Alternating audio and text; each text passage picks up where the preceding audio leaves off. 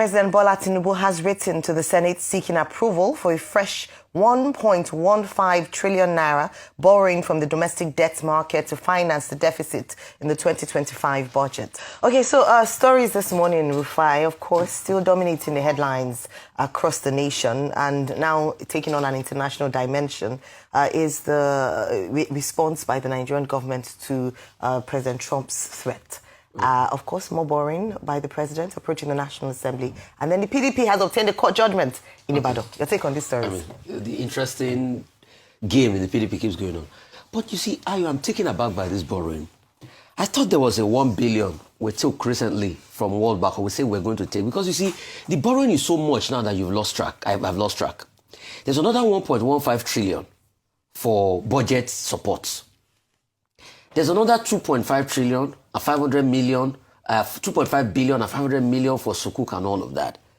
At the same time, it is this same government that released a message that we have removed subsidy so that we can make savings, and they are making savings. Secondly, the same government, in one breath, says they are breaking records with revenue. So why are we borrowing? See, I'm sorry, with my little knowledge about things, you can correct me if I'm wrong.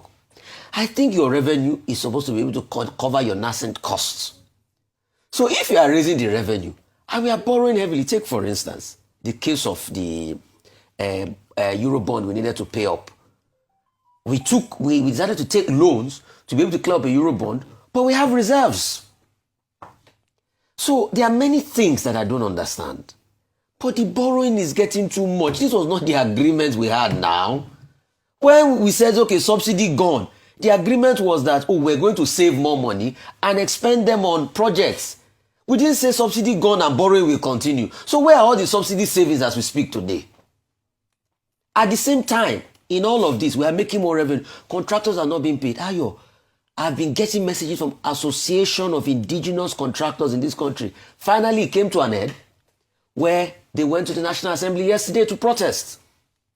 They said the deputy speaker had tried to broker a deal with them with the Ministry of Finance. They said about 3.1 billion or something will be paid, or trillion. The next thing, the contractors said they've not been paid their money. So we can't pay contractors. We are saying we are getting revenue at the same time. We are borrowing heavily. So what is really going on? And that's why we need to tell ourselves the truth in this country. Has this subsidy removal really done the magic we claimed it was going to do? Because it was supposed to be able to save money and be able to expend them to contracts. As regards the probe, I think, and I totally support the probe into the railway projects Buhari did.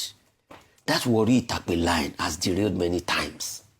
Even look at the Kaduna line, derailed. But with the National Assembly, it's just talk shop. Is it the same National Assembly that say off your mic? Till today, you didn't hear anything from off your mic. I don't trust any National Assembly. If they want to restore my confidence in them, they should tell us what transpired off your mic and the NDDC project and what happened. That's when I would take them seriously. All the talk of probe, it's off your mic that we end it. And for good measure, some people will faint. You remember when they were fainting?